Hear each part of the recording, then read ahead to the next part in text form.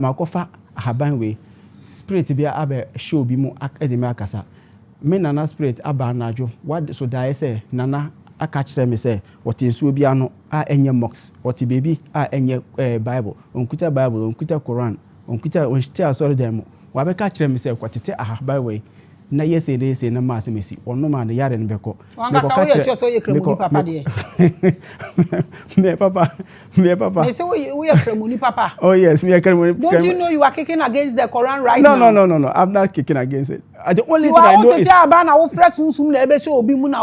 yes. Is that what Quran told you? That's what I'm saying. I'm a Muslim. That's I told you. Muslim is Quran not your book. That's it. Is that not what guides you? Yes, it guides me to worship. To worship Guinea? To worship what? Allah. But it doesn't guide me to heal. Hey. Yes. Continue.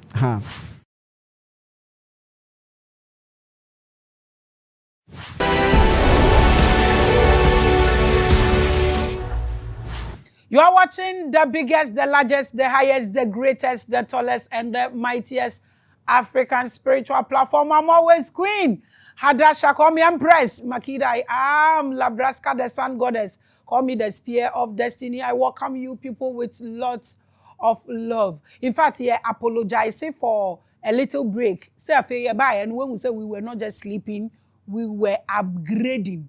I want to say snakes, you know. I say climbing another climate and raw old skin go net say it's going to be something else. Isaka family, we understand times and seasons. So we change our colors, the way we look like when we want to get to the peak of it. We are just like the eagle when we want to soar. Na fede ye pruni ya ho ye tutu ya no old one no ye tutu ye takra na ye ba ene na enu eni nti eno na wani tie say wa hu level no na ye upgrade. So we apologize for the break. We ye ni bibia the mama said the best nti mu say yakọ off kakra bia we are just upgrading and people were doing the curtains. We don't like copy. We are always at the top, so we decided to be on top. So we decided to go to break and upgrade ourselves to be on top. We are the largest. We are the greatest. And I am your greatest G. I welcome you. Today is a great day because you're breaking and I think you're starting Revelations. And you know, today we are going to talk about JINNI. I have personally done a whole episode about JINNI. Today, a Muslim is coming to take us through JINNI, no education. Say, yeah, Papa, say, yeah, Bonnie. That's what we are going to discuss today. I welcome you people once again.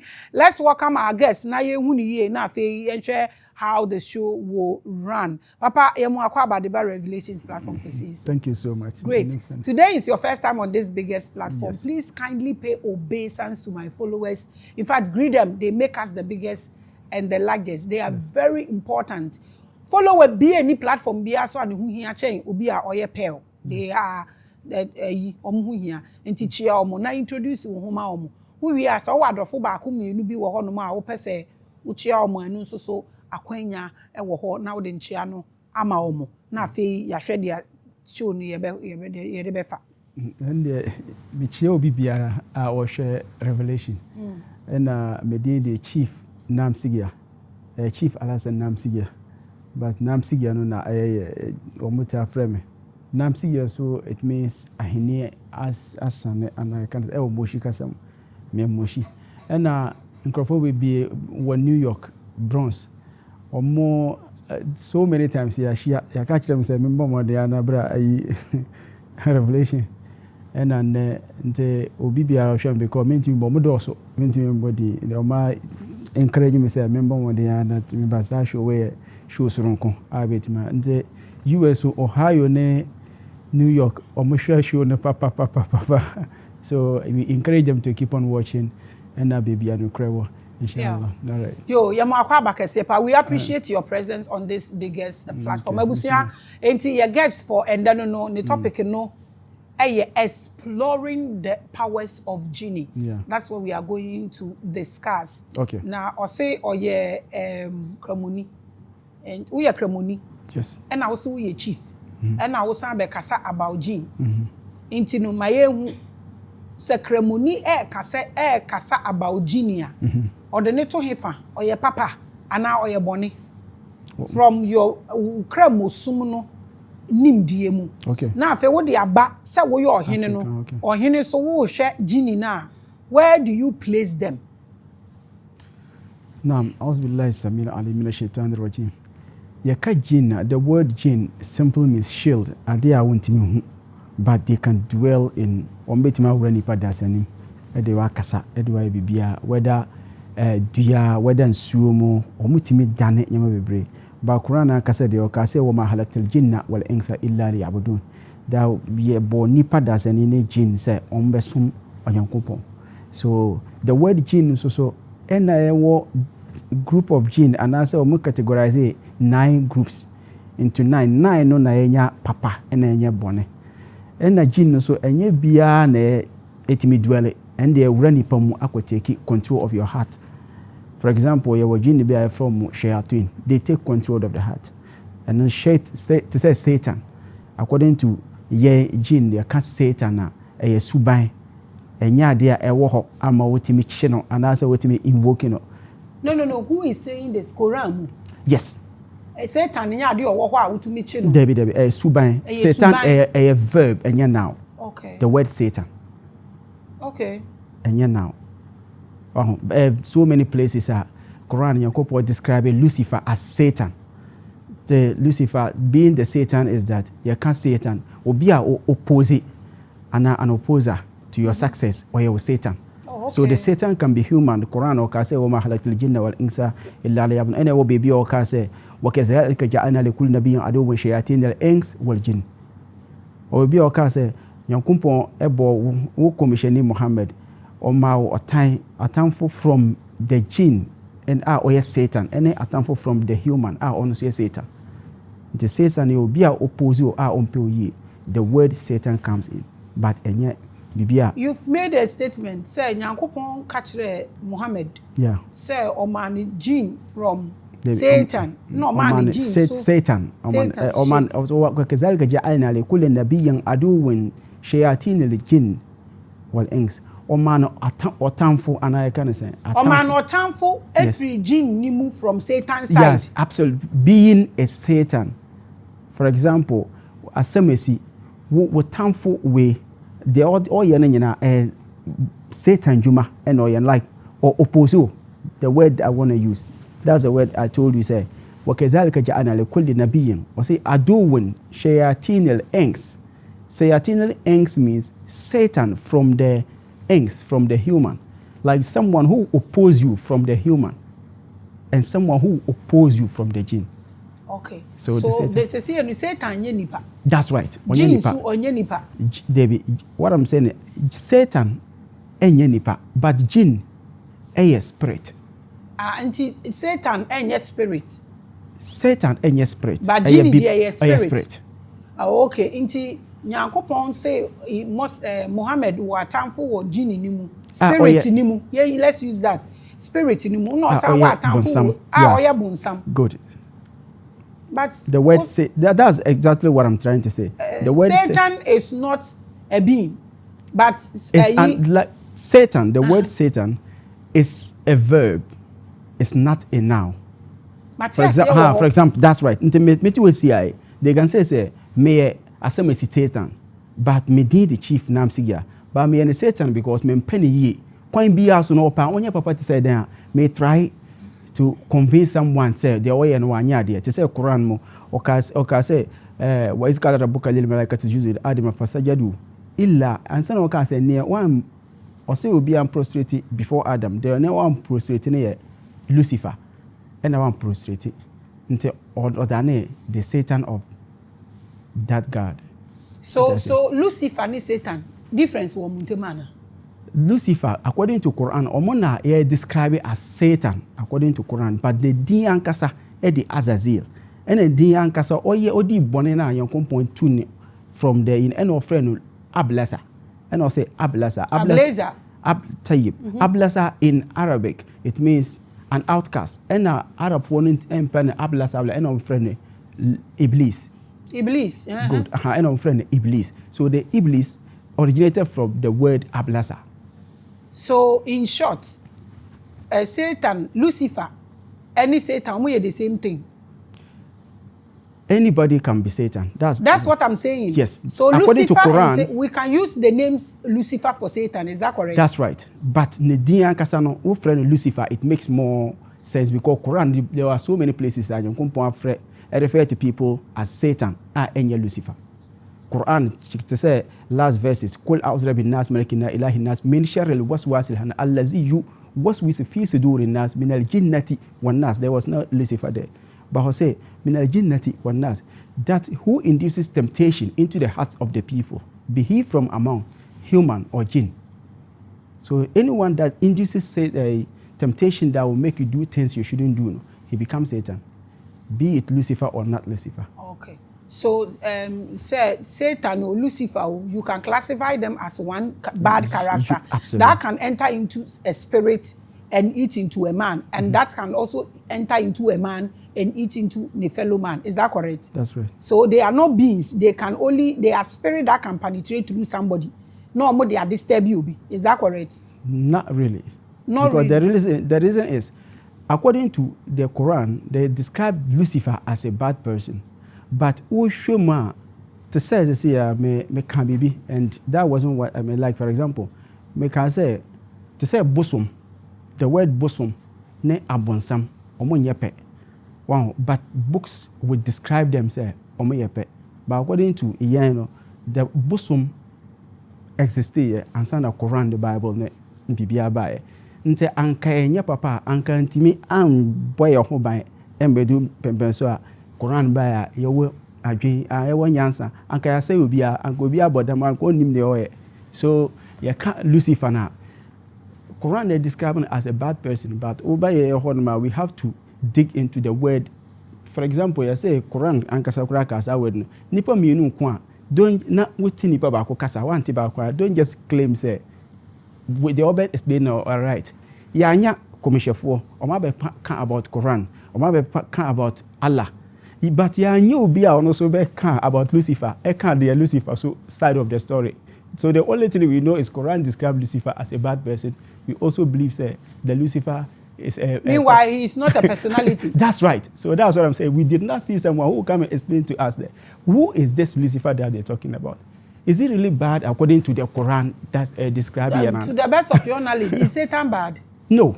That's what I'm saying. Say, for example, to say, Obi or Babe describe bosom, say, okay, or come bosoma, any Satan. Satan can be something that, okay, as soon as your time.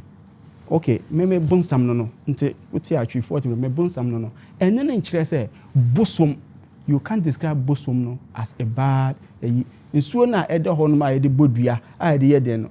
That time no na nkrofo yire mo to say obi yire obi akofo obi yire obi ko na exist koso ana. That's the question. See I the Quran the Bible by e just so koso ana say afa na eye high. First na etimi gigi obi sika ana say chichiri obi ko JINNI sika as your friend say 419 any say the hina esum the hina do also. And the first na you catch you so ye bo obi dua e ban say na e bo nipa dua because as say there me need to me. Say there obi ntimi nkum mame me kai me krum spirit me kai me krum ensuo me kai me krum bosom nte say omo na ombeko ama me so it becomes say ankomu di no kre ena obi biara o pese who is your god just say wo family mo just say wo krum just say wo community the elder ho no that eno na wo lenke nsuo a wo nom ye ena wo to boni di adwuma fast ma but say as I said if you are going to ye ba be kan two na whether Quran would describe Lucifer as a bad person, I cannot describe. And no nipa me no where be candidate or man representative as a prophet or explaining. But I would have loved to dig or delve into this. So how do you delve into Satan's case to know? Does he have a prophet? That's good. So that's where spiritualists come in to find spiritualists? Out. Yes. From which category? From category. To say me I'm to who. If you want to some prophet. But I have to explain and help him explain more. How did you know him that you want to explain his case and bargain his case for him? Me ebedu mrebi a me use Bible, me use Quran. But metimi san obi yare. Metimi bompaye ebo obi. Na nipa no a onwo no na wawo. Metimi bompaye abo obi. Nipa ontimi and dey bompaye na obo.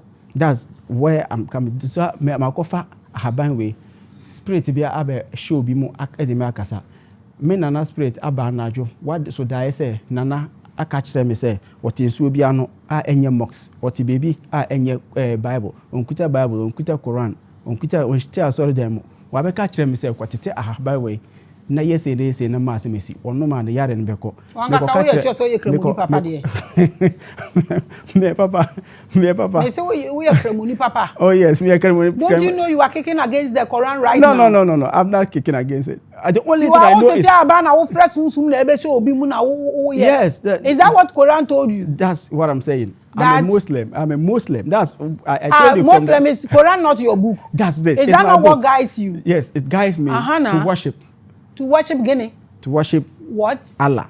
But it doesn't guide me to heal. Hey. Yes. Continue. So me nana ebe catch them obi a oni me nana a friend aba bilego e wo Burkina Faso e na wo ye adwuma mai ebe e na ebe do ye so me nana no wa anya sorry one day one cop church one cop e na ba ye papa so to so me being a Muslim doesn't mean say baby a me same yare efi sa channel no e na obi a o yare as I was saying say nipa no yare. Which channel now say yare ni fi? Miss Safi Africa in America say me Safi ahaban e say yare ahaban bia e bia waso dae wonana say what sa ahaban na say yare no enye say wo call mox bi na wo kwete ahaban no enye say wo call church bi na wo kwete enye one you see Quranic verses bi and all this Does Quran allow you people to do necromancy? To talk to the dead? It me bibia but the dead. According to as I'm saying, according to their perspective, because spirituality no I just want to understand something. Yes. Does it allow you guys to practice necromancy? Like it does. According to Quran, it doesn't. So where do you belong? That's what I'm saying. Say me a Muslim. The word Muslim no, me a Muslim. And my understanding of Islam or religion no, clear. My understanding of religion. Organizations bia at least you should know where you belong. Well, understand? You want to join a group? Good. By a spirituality now, I don't pick it from there. Is that spirituality in Islam? Yes. So how come you don't pick it from there? Are you mixing it up? Yes. Why are you mixing it up? It's like on say wo yeah. What am I saying? Me nuanom nyina. Wo yeah. Yeah say me nuanom nyina wo yeah as me papa te ase e na ne o ye nyina o kire mo se monko fa we bra monko ye be we bra monko even na mox we fie the rest some of the spiritualists o mo say yare kura some of them they go into the mox me papa na onye sa na ye wo your spiritual room se obi yare na se ye bompa ye ya ahaban ana se ye bibia spiritual nyima bia no it wasn't about the Quran. So sa spirituality na na practicing our transcend abremu amodi akowura kramusum no mu. Sa spirituality na the source of power ye den. Na me na ye frɛ no na ba bilgo no and all this spirit in the by. And then spirit and American and a jinn spirit na. JINNI. Yes. And on a jinn spirit ye fie na wo bi a friend Zulfu say ye che beye every 6 months ye bo sa dondo no na ye kankan ye wo nyama bi a ye kaka ye kasa nyama na na ye de fre sa we no na obi a wachi obi da na nipa no be wura sa ye circle say ashes na de sa circle no ye bo dondo na nti obi a onim tamale say nyem nyanshago 80s na papa ye pa owu 1989 na me sha say 1990 since that time no do me if you JINNI na nyankopon abowo eni onu nyina ase mo mbesum nyankopon no na wo de wo som no. Is that what you are saying? Mesum JINNI. And you are still in Islam. Say no na wo de ahye den ni mu na wo de ye adwuma no. David. And what are you I said yes. What is the source that's of what I'm saying say I'm using the jinn to work. If me to see me na say me no obi me nyanko ye adwuma spirituality no oboa me physical I don't and say mesum no. Okay, so some JINNI no, but osidem na wode ne ye adwuma. On see hotel, who buy a spiritual room, there is nothing a see ho. I bet you say when they see ho. So how does it operate? The only thing we do is that ye na no okofa buy and the JINNI na ono no de ye adwuma sa for 2 years no. And na say nsuo na wode be ya say kasa keke na obeka ena din a obeka abedu that time na wa body no nti na me kwesesi ya de bia me wo US me wo hefa no I don't hold sana me patch me nkuta bibia but we fa bibi like there should be an altar now bibi to for the body. You create a body for that jinni, then you call the jinni to come and dwell in it. Now they are here Juma. Am I not, is that correct? But yeah there no there you don't hold something like a body and I but say if it's water, it's still a body. You create bibi. Yes, the only thing we could do is that obesensu whether obesensu no with the calabash, fresh calabash obesensu no abo na na din a ode ye adwuma no ansa na wa kan say wo na wo ja spirit say ma me papa na ode ye adwuma be do me so nti me pese on be communicate with yen nti so be wura nipa no mu a e de ya akasa so be wura obi mu de ya akasa so be den that time no de na ya hwe de be si san so na obi ye bibia sa din na na ebebo amade na akọ. Exactly, I understand this 100%. Good. It's an energy or your union or to say union kunipa. Good. Because we see mummy and na me bom some mesom. Yeah. And no dear. Oh yeah, what would not two one or yeah, dear ma. Woni jinni one a powerful. Ye ni jinni, nipa ni jinni. Who is powerful? According to the Quran. According to the Quran, they say human is powerful. According to the Quran. Or say human is powerful. Yes. So why can't you do things you do, but you rather call jinni to come and enter into somebody or water to work for you? That's exactly what I said. Say, and yes, soon my friends soon say be shame. No, I get it. Right now, one man I clear say jinni no, and I will use to be any man. I want to use you, and I will use to say according to you. So what say Quran say? By yeni pa ye powerful. Yes. Jinni no. So I want to know why you can't do what you do, but you have to call jinni that you are powerful than. Good. According to me say that's the word they use. The reason why I use the word according to. According to. So that's why you see why I'm confused about you right now. You are according so to. I use you the are word, saying something absolutely. Opposite the Quran is saying. Yes. So you are according so to, but you are there and you are doing your nana too. So but, who are him you be so in me say no. Who are you be you don't kwa. Muslim.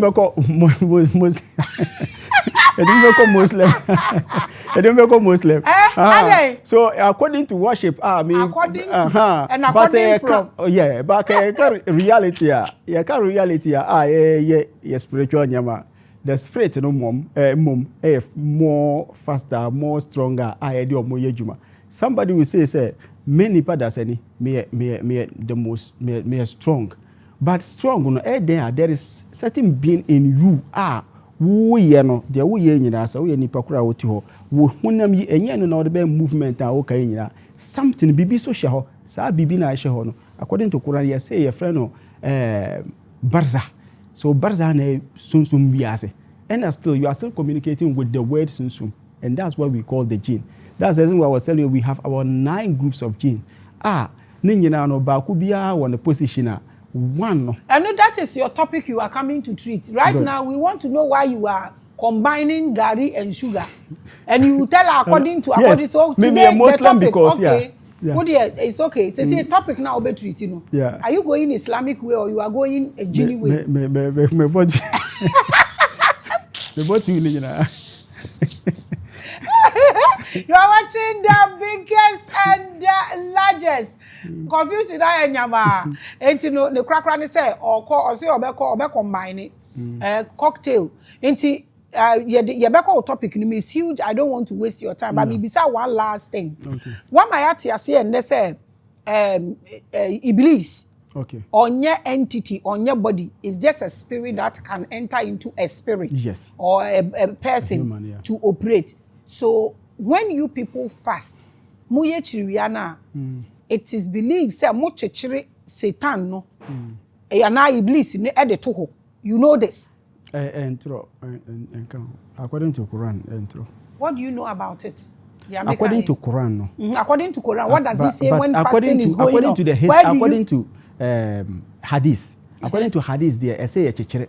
But Hadith ni entro. Ntina me can say it. But according to Quran, akasa was say Ashaitanu ya'idukum al-faqr, chapter 2, verse 268.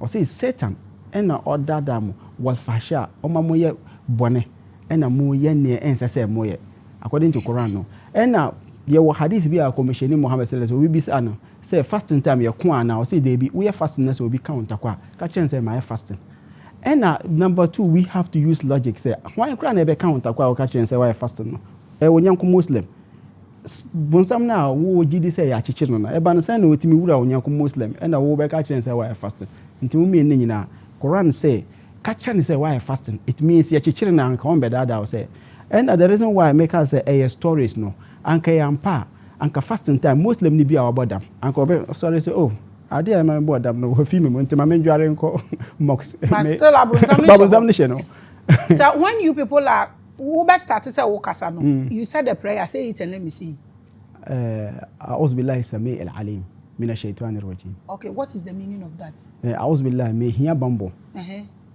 from the Satan. Why do you need bamboo from Satan? That's the reason why I told you the word Satan means who is opposing me, who is going to oppose Why me. would Satan oppose you? The word Satan can be human who is somewhere. Exactly my point. That's the point. Oppose you. Good. There is no way everybody will love you. So yes, there is no way. So when I use the when I'm walking around, I don't know what I'm doing this. Somebody might say, oh. So it's just a part of. He's always working opposing people. Human, it can pass through human. So the prayer, when you pray, does it hit him? No. I ask you. There are certain things that you say. As I said, no, I'm not referring to the jinn or okay. You are just affirming. That's right. Okay. Oh, said, and Kamera was say to see, you may know baby be a kind national anthem. And say national anthem. It will buy a That's right. Yeah, no, national anthem. And then what Kasau? Who say who could be keke? Say who join it? Say what's the national anthem? Yes. Lie. I was here. You are watching the biggest. We are getting straight into his topic and also exploring the powers of JINNI. And then what can some? Now, because we be some question time ni na be continue getting into the topic because also ye benye bi. Who kasano? Who say JINNI no? Ebi wo nsuo, ebi wo mufie, ebi bi na wona na yusu. But Quran there, or semen fat JINNI no nye ejuma. Is that correct? Does the Quran allow you to use JINNI to work? According to Quran, Surah Al-Hijr, chapter, but Surah Al-Hijr, that's the name of the surah. Or say men form enyo protect, but for confused about. Or say do not make them awliya. Awliya in Arabic, awliya means protector, your leaders. Don't make the jinn your leaders. There are certain decisions they will make. You tell them no, I don't agree with you. Then they are not your leader, they become your friend. But there is nowhere Quran says don't make them swadiq. Swadiq means madamfu. There is nowhere in the Quran. There's nowhere in the Quran. Okay, say men for mu enye wadamfu for. But eno na nkrofo confuse here say or say men for mu enye juma.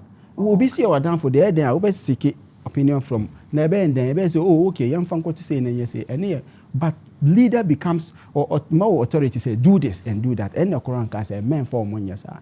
Apart from your leaders. And the Quran, they are catching about JINNI, and I won't know so or say funny ye juma. Yes, on the men are not on your Muslim. On your Muslim, funny say, who ye enemy and are you contradicting yourself? I'm not.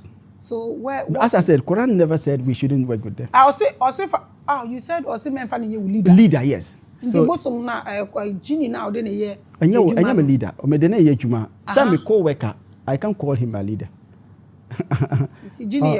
Yes, because on here bese over man or here is a fence nsa or here a fence milk, fresh milk dear or here is great over man or here whatever he needs no over man until who here bibia no I catch and say kwato se ibam kwafa se ibrem and you just say where am I me baby na obi we an sika wo fitting shop na ofre malam bi say malam no nhwehwe ni sika na ayira na malam ni so onfa kola 20 cedis any cigarette imra ana okoye no so de kola 20 cedis no the weed e kan wo koma no malam ni boefu na so say that's what I smoke ni na is for smoking nti bi wa ho ji weed ana nti bi dem this is my first time ebia won say omodoso nti ebia ono so nimdie JINNI no omodoso yes na Quran say mo for madamfo ba ma mfa mo nye ulida yes na wona na so afa na damfo no ni ye ejuma ti wo de wa fa na damfo onye ulida yes, is that correct? Yes. Your topic is exploring the powers of JINNI so fire femu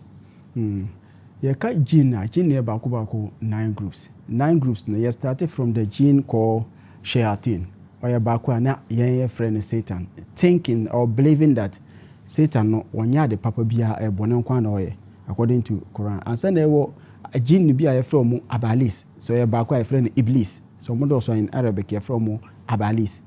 Nte ene Lucifer group no omo ye jinni bia demons. That's right. Omo no omo jinni bia nkrofo ejidi say enna na me explain say people don't know say or catch say Lucifer, men for Lucifer or ka say e bone, but that's not what it means. Lucifer, so we can say Lucifer ban ko obi adi bone e be we say Luciferians. Yes, absolutely, because according to Quran and the Bible and every book actually say we say abonsam de e hwan de ante say de pede we say ante Lucifer world.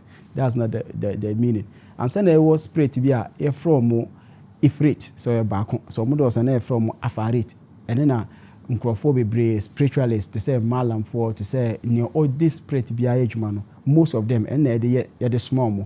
The meaning, the literal meaning of Ifrit means stubborn, extravagant. The old sumana otimi ko baby a ensa say owura bia obetima wura ho no, but that's the meaning. Once or a jinn, but because of ne juma na oye ntina mo man say dey. And say na what jinn bia from toyarin.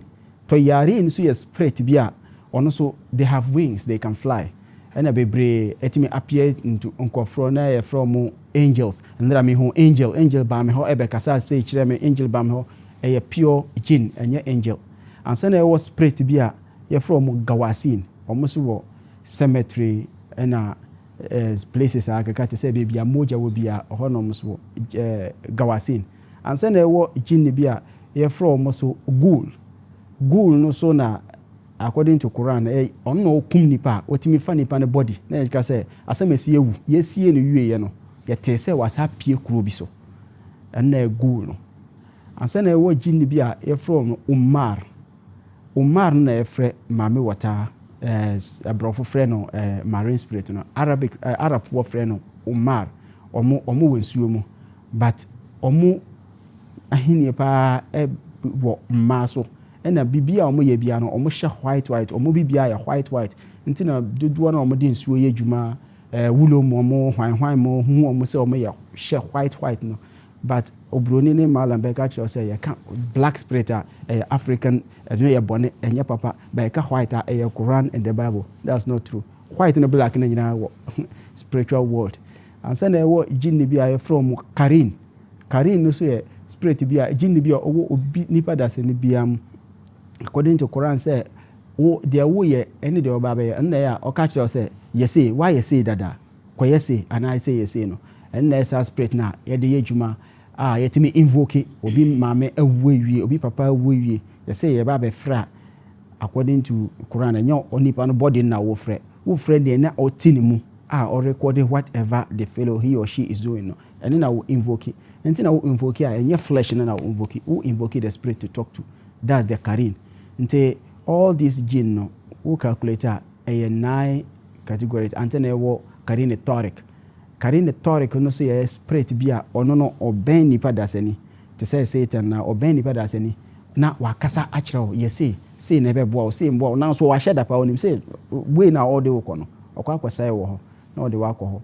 That's what we call Karin toric. But that's 9 groups na me boy ne nyina according to Quran. Tell us, dear Wahi, how many of them are you using? How many of them did your ancestor left for you? Also, because a dependent din, and a dependent din. Dina Odibo invoke omono. And actually, and now jinn so you can't, for example, say me you see kimia and I'm the juma. That's Arabic music example. Alzine. Mono pa impeba. The word impeba no jinn. And yet I busumi na papa be body wa hey. Bobi omram here. Impeba is just a word. It's a word. Impeba means mabaha. So it's not a me more examples keke. Me more examples. Say na busumi di na papa bo wa busia. Me say example say impeba. Impeba means mabaha.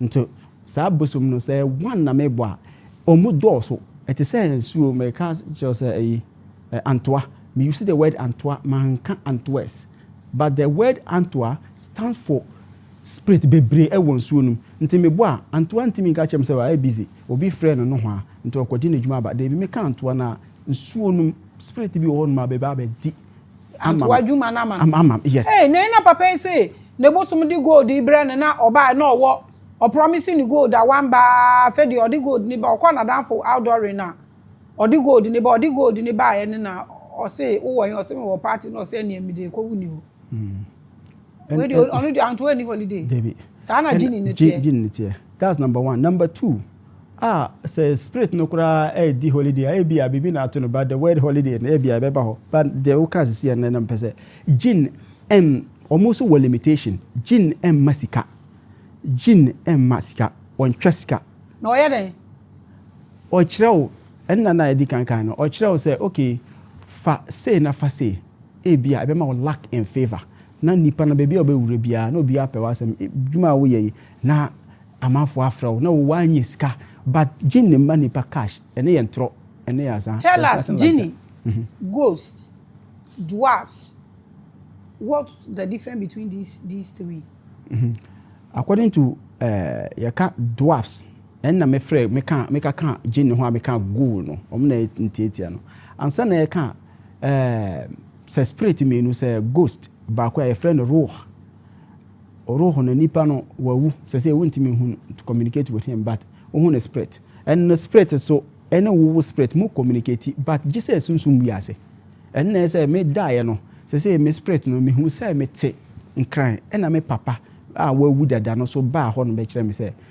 abena adensi na wonnam ha say no kwa say that's your spiritual world into sorry na wa kwa dia wo papa ka say no and your spiritual world a omukasa it exists in your friends say Islamic world na omugidi say e wo ho ampa ansana ye ka say spirit bia na wo kan ba ko no say wo ka 3 ghost dwarfs and JINNI yes nte the ghost no na me kire say nipa na wu even wetimi abompaya ma no wetimi muslim for wetimi gada nipa say o ma abompaya ma semesi because nipa no wu ya no oni heaven and oni hell but o be a friend barza o was sunsum bia say obi kura obi a obewu bia ye de no ko ho wo ye muslim wo ye ho ye de ko ho nte abrofo so gidi o mo ye nipa no ne best food no ma abompaya muslim for o mo ye ayesraha ade amano omotimi kan Quran mano omotimi twa akokọ amano omotimi twa nantwie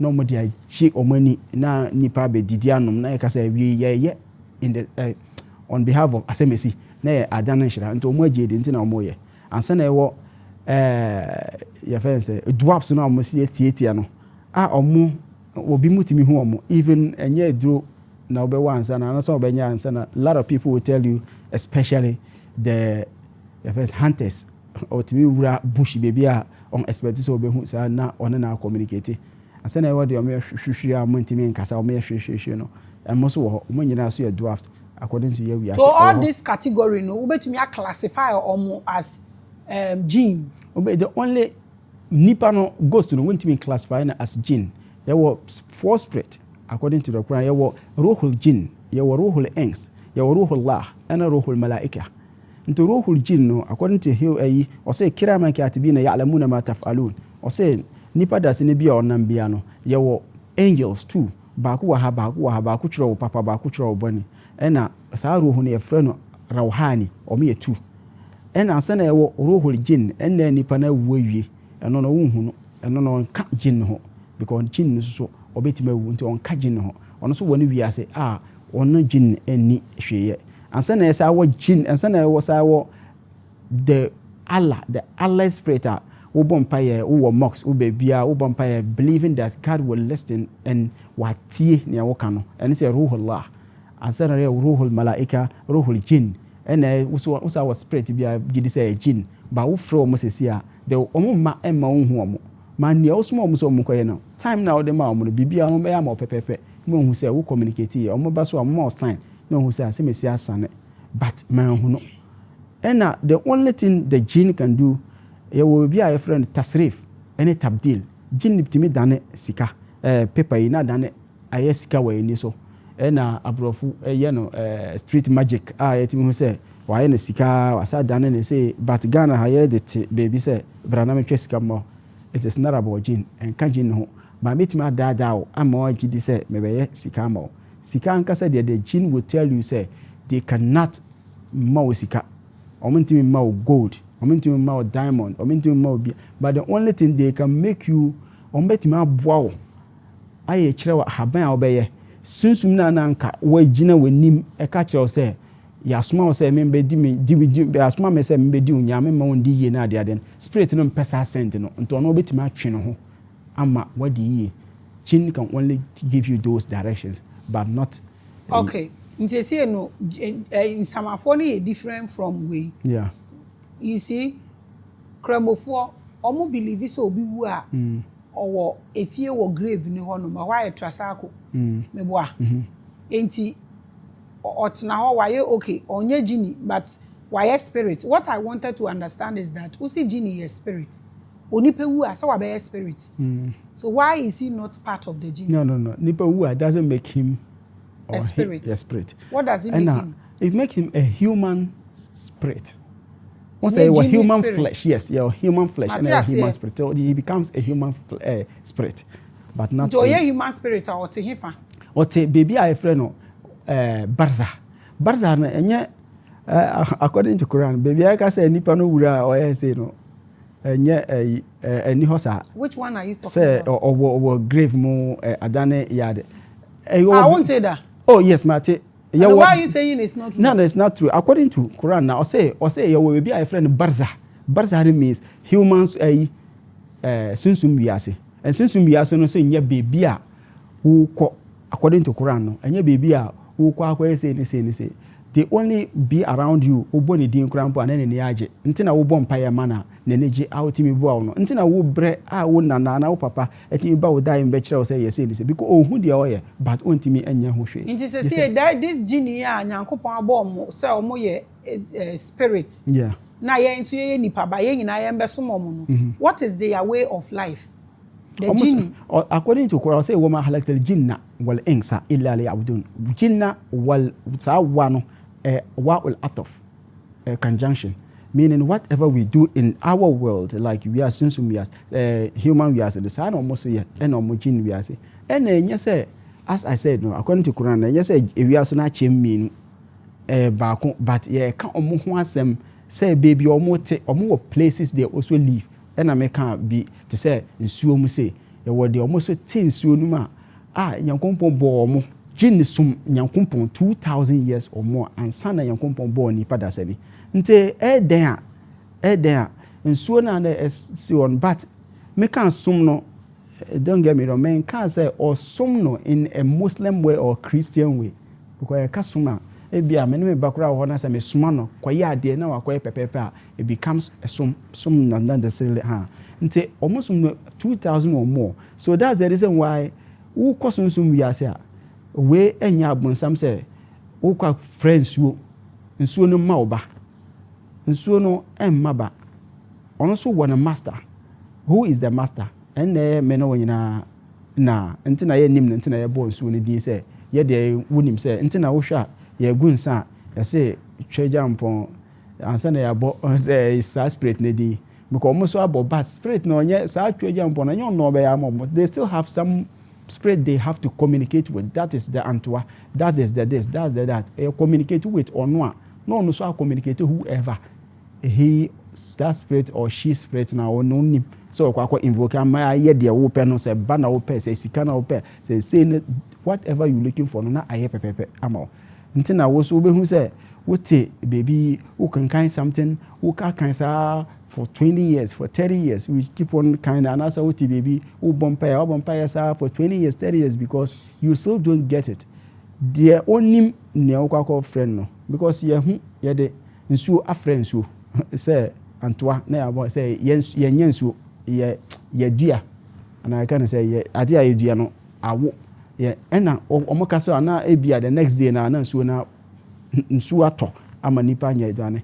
So now no Antoine no nim ne oye live with him maybe Antoine any so the only thing Antoine din am invoke That's the most important. Until maybe Bompire 1,000 years I mean, because the me Bompire I don't even know him. Yeah, and describing the year whether Quranic or the biblical way, whether I can Quran say, I can Bible say, our Bompire say, we are numerous Bompire to extend even the more Bompire and the more Hochero.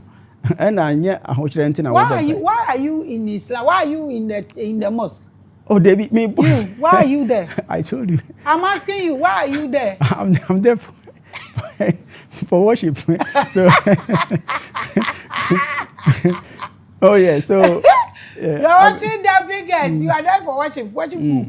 Yeah, that's the reason why we show me programs. I've been doing programs for so many years. There's nowhere TV station be I make a program, whether net 2 TV, I do any TV program. You frame me as Sheikh or as Malam, you frame me Chief.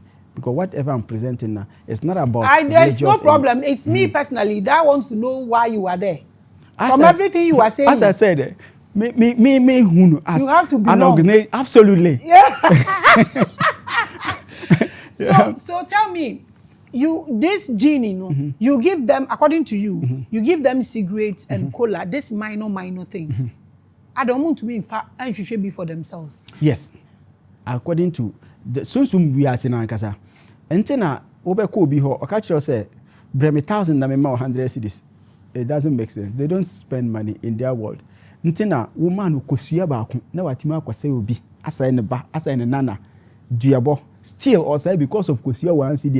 That's my point. That's what I'm saying. That's my point. Because if what they are doing is divine, yeah. To me, ma who cigarettes. To me, ma who cola. This petty thing. Until what exactly can you give? Yes, and they can give justice. Obi, as I said, Obi a bomb a chantro say. So many cases, Obi a kote de na wi. Oto eno wetua o. Ebi an last 10 cedi o ditua. Dan we say wentua. Na watimi ebi an last sika no. Na okope kosia ba ko bo a ope justice. Ebi a obi aje obi asase. Wato ne last asa or to obi de So is this a good thing to do? Yes. If these people cannot fight for Kosia for themselves, but they will take Kosia to destroy a soul, which they know they are spirits, like you claim. So they know human beings is valuable than egg. They cannot go around begging for egg, but they can take egg and kill a human being because of justice. What makes this divine? That until America say they are making divine justice. What's because justice? For example, what me is too justice? I say me obi a ma to asase 10,000.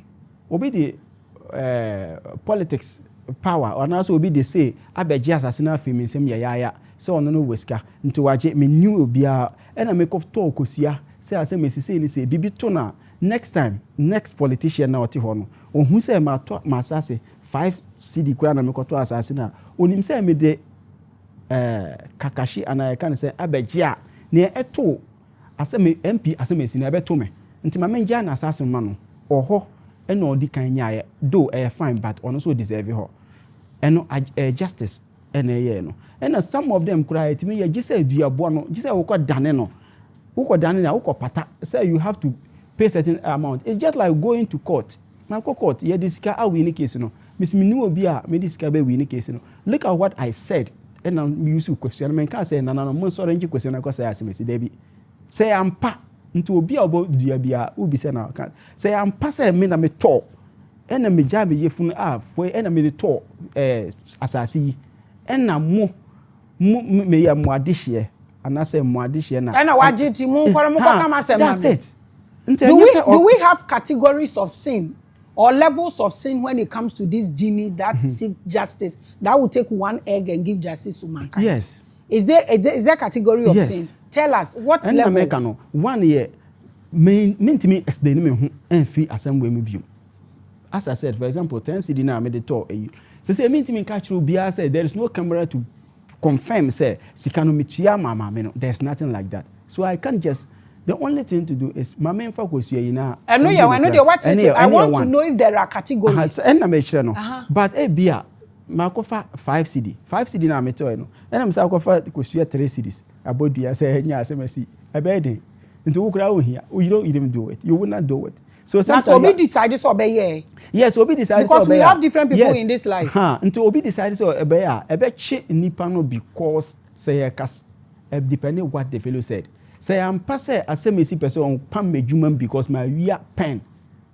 And your pen then but was say me din say bia me nyedwuma bia na say me colleagues bet etreme ombe point me say asemesi obey we are pen egu na nim ase wadwuma no nte menjini so obesa nyedwuma bioma ende mun kuma me and yeah, mean say so they don't have any category. Yes, so who approaching approaching with the right as or more because with the right information because obi ma bodua bebre anyadwuma because nema na ode ko bodua no it doesn't make sense so emfi no antina bibi say is a work category antina me say a work categories but presented so obi we have 5 CDs now born there for example and the reason why I betima fan say din say no bema ebefa ebia me no oba nante for 10 years oba ne say oh be ware me mama up to 3 years be ware me nan dey say we antina bibi say is this divine because yen na ye ho bone da me bua wo to onye bone da bebre when do category ni bia obi shafa udua bone be kan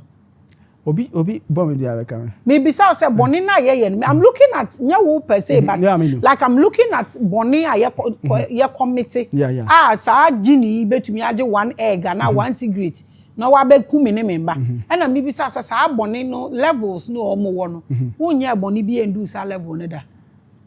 It might be possible say my sa bone no and I say me do that because what the bone I'm not talking of bone between me and I'm talking of my real bonnet, my consent bonnet. What my young say what the MP there no I example. What the bonnet be am baby di bia no ye many nipa da sani. Bonnet ba na me di ya. Me di sa bonnet say my di obi bonnet to extend say minim say na me ye nipa no kwatena say nya di obokora mpo a ma nya de I have to apologize. Nto wonya boni wo wi ase won apologize that. Me say in terms of me kuta JINNI intimate ma sheda ye. No, not that. Like you as a person. Oh yeah, that's what I'm saying. Say me kuta JINNI intimate kuta power nte boni ama ye asemesi ma nya de me anka say tena se hu say no. Ma nya de na say nipa na ka chem say oh chief. De wo ye de me no wan nya de. And I say because me was JINNI power nte me apologize me nya be sada. We your why na say wo di me. So to boni ni hu. Oh, the bonnet, as I said, no bonnet was but the word bonnet is to am I understand? Say me no what you see. Me peer her akwala kitu oh what bomb me na say we peer face na me say pacho sorry. I believe in that because before you become even spiritual stronger, you have to humble yourself. Have you used this JINNI to defend yourself before? And at which point? So many places, so many times and spirit no obi na kan bibi kire me obi na ye obi na osisi me nto no sisi me wie no ono sa kwatena baby ka say me na masisi no nte me so me explain okay asemesi asisi me ono so say me na masisi me to ya me a mumma nipa no so back with nkrofo a wotena seconds e be apologize yes baby I do no chas ukoma omo uju ma omo kosia ti so nipa no be apologize a wo be ma omo dan brodo and David and no as I said maybe they no I don't need kosua but not make categories ba maybe they no we don't use cigarette we don't use insa we don't use kosua but obi because there we are so obi there use insa obi there use kosua e bia me there use bese fita e bi obi so there use o there use den nsuo ne den where they can o use bese yes and cow milk yes fresh one nantwie no na monso wantumi ankono no nufu obi akotwe obi akosɛ kosua sa na wantimi awe kosua no na wei obi akoyi ama and an energy and JINNI ono ope physical stuff and san obe bibia manipa eye papa I'm not saying this worldly stuff I'm not saying say oji say onya ansa na okay and the anka yemfa no say na eti tutu kwan yi anka ebia ye kwa ebe sinsa bebre akọ ba be kọ no obi kura hwe wo bag mo hu say we spiritualist but when a wonim ene na e fresh nsum no when a wonim kwan a wo fa so invoke him without when ye ka dua boasem ye can near no let's talk about invoking the JINNI because we'll topic here exploring the powers of JINNI. Yes. So my how to explore the powers, how to invoke them. Yes. Or how to, now near person who categories. No categories. Yes. Watch them where we so no now how do we explore the powers of JINNI? Obi free JINNI as we say no obi say akoko ne kosua no obi so say nantwi for obi so say nantwie nti na the whole world ye wo ebi me kura omo worshiping nantwie na ankasa Ghana ha ye twetwe omo wie but obi worshiping nantwie full nantwie if you are going to tell the fellow say nama onyini but in every world the source you use to invoke your powers, somebody will use that and say, oh, wait, yes, and somebody will use that as very powerful word. And I went to the ambassador and say, for example, maybe Tima Abum say, I can say, I invoke it, and I say meditate. Or be small catch them say, me waste time. I don't even need to sit down for that 5 or 10 minutes. So that is obedience. So for you to even sit and do this and do that, it's a waste of time. Somebody too will tell you that they cut power. We are wasting your time to even raise your hand. I can think and get it. So that's the way I say. Somebody will tell you, somebody will tell you, somebody will tell you, because according to Quran, you can say, Solomon can say, me pedi obeko fa Shiva, akunya breme. JINNI be afraid. Okay, say, and commit me akofa, but before you stand up and sit down, make me akofa bro. Now obi say, we could waste your time. So on sorry, not say akofa, but the end me within twinkle of an eye, make me there, bro. You don't need to even on sorry in general answer until yes, yeah, now kunyanaba, and see another power. So it applies to each and everything on this earth. Obi near, obi tina baby, can say, wait there, we don't need it. Sounds like you are no cry edi. Obi to me catch you say you are now would there. Wo how when you are papa. Obi to me catch you say we so ye organic and na papa. We so catch you say we African. There we a fee. We so catch you say a clean. Sounds like you can about religious belief. Somebody will tell you say most some say. We so catch you say most some say. But for me, the only thing I know about jinn and religion is that worship is different from spirituality. That's my understanding. We worship it different from you are a spiritualist. The worship doesn't lead to spirituality. Worship might lead to spirituality, but we have so many people that cannot tell you, say, or belong to Islam, or belong to Christianity, or belong to, but or are more even spiritual than someone who is, say, maybe they don't want to belong like you are. That's belonging. Exactly what I'm talking about. That's okay. So right now, your topic was exploring the powers of JINNI. Yeah. So put all your topics together. Fani say see an obi ni way na ato hanomo. What I say. Now obebi say na then no more exploring the powers of JINNI. Fani na bom in 3 minutes ani pani tie usisi a obekte dia wo kan ye nyina. I say that is one. Who we are your advice what the makramufo na omo believe say you should be doing herbs and all these things. Now we are who last words for the public are now they are more now for do social media handles and all the account. First of all, JINNI, as I was saying, JINNI a body or mote as a lot of people yenina nipa ni JINNI benefited from each other. Nipa the chichire bibi obo JINNI di otimibo akabajilo otimibo jiljakajilo otimibo chokachakabibu otimibo so many nyina jinn de me boss si an jinn di utimibo modin ade asoma akọ bo bi ho ban utimi soma akoto JINNI bi afi JINNI bi because there are jinn omo group no omo ye soldier for anase omo ye bambo for omo bo ho ban ye wo jinn group of certain jinn ye from kimia ye wo simia ye wo rimia ye wo himia asena wo limia ene your group omo bo nipa ho ban pe so enye say duabo ye nkwasa ye nkwa na JINNI ye ene nsuo na akọ frɛ the din na obubo ina belong to din nkwa na obubo. You didn't mention your ancestors for now. How are they calling them? Debbie me there no there bibia and belong na yes but we don't want to mention certain AEB or but because now you are doing your ancestors, you are combining. Yes. So when you do belong place, do your father's place also. So we get me papa num there ye fir biloro. No, the spirit name no. You were biloro na ya baby bia so no de omo buy nti ono din na e bought first.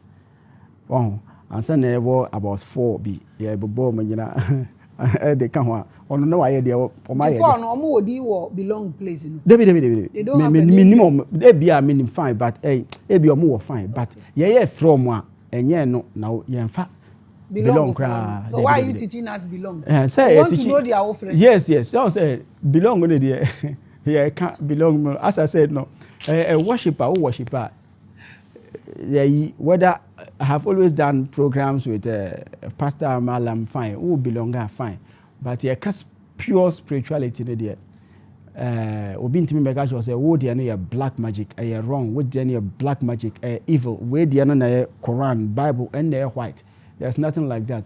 Ura sunsum biase na na obehu ne omoye black ne de omoye white ne nyina omonyina afi sunsum biase na nte in the spiritual world no ade aye describe kura as black no any red ne omoye mema ene de describe as white no ene ne omoye ma and our reason is oba no benyawa onya abotre amao baby a more time bi a wo enjoy de wo pese wo ye no nti na duabo no ho ye bold ye na take time na ma omre okay we ye say na down kwa visa no that's the day duabo no be adwuma and there is up to oba no ono take time go through that nti na ye friend omo ma na from the white magic and say na black and red no there omo pentem omo be say nti no di omo bodua sesi a omo ntimi enya time ma nipa no say on take 1 week 2 weeks otimi bodua ne within the next 7 days na anya no obi kura otime bo anopa enwumre na anya no but enyo omo nyina so na edi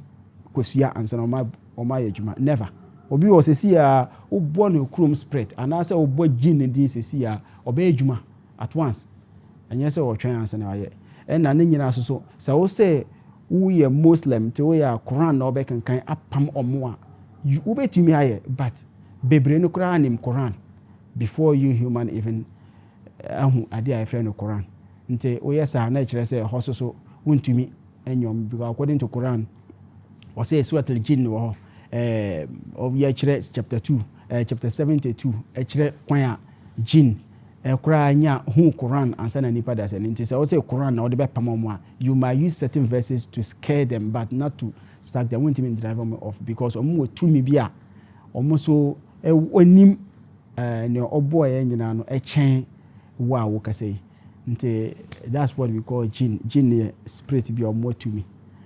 I think that's it. They can't pay e-levy. They cannot drive that e-levy. They can't take it away from Ghanaians. That's say the AB almost we are some more there. Almost what AB almost one problems about e-levy number. But say who be do ya Maame na me the card na say we are say you have to. And the men can nipa no. Say one person will be bold dia. Say omo kra dia omo ba be on babe correct here. Member be bonnet. One body on the bonnet. Time is due. Oh, yes. They can't pay e-levy. So, all the spirit, all they do is to kill. Justice. No, not to kill. To protect. They protect. They protect. They should protect us from e-levy. Oh yes, they protect us. And the Galamsey, you didn't see. Yes. They are there. Yeah, they are yes. One say, I catch you say, amamre omo ya ansa na omo go to Galamsey na. Mo yes amamre na. Say it's up to you. According to Quran, Quran, chapter bi o ka say nipa da se ni wonya papa. Nema bi wo ho no ma wo ye because oko JINNI no dada wo say ko ese no akoye nti e bia bi a JINNI dada wo say ko tu Galamsey wonsu wo be say na say ko ya wonya papa no enye sa na ye ka no ha we wadanfo as I was saying no wadanfo nti say we leader or control say ye bibia oba bia onim say oko say nsuo na wo ti akra wa anye nsuo no bi kura annoma wo be nim so papa ba kai say nnua na eduane na ye no wo me de be pete owe o mo say na bra wa akra obedi yare na kan nyina benya so that's how we're talking. Yeah, your social media handles obi a show me we bia Jeans World YouTube, TikTok na the Jeans World and I say Chief Namsigiya no obi a person tie me we nyina okoho no ma sabe kam Chief Namsigiya yes Chief Namsigiya yeah that's Moshifo language Moshia if Burkina Faso Chief Namsigiya na ehnie Hassan Median Casa de Al Hassan. Al Hassan belong to Al Hassan. Oh yes. No say Muslims say wo ntafo Al Hassan de Fuseni. And I make am say belong there no yes, I belong there Al Hassan de Fuseni. And original. Namsigiya. No, na me dey abie me. I don't use that. Thank you so much for coming, Ebusia. I say belong, na belong. Inshallah. When to be ready into our inshallah. Me mama mandate. Mum pam fi asoro. He doesn't belong there. Thank you so much for coming. Okay, We appreciate you. Thank you too, madam. Thank you so much for watching your biggest and your largest. Shalom. Peace.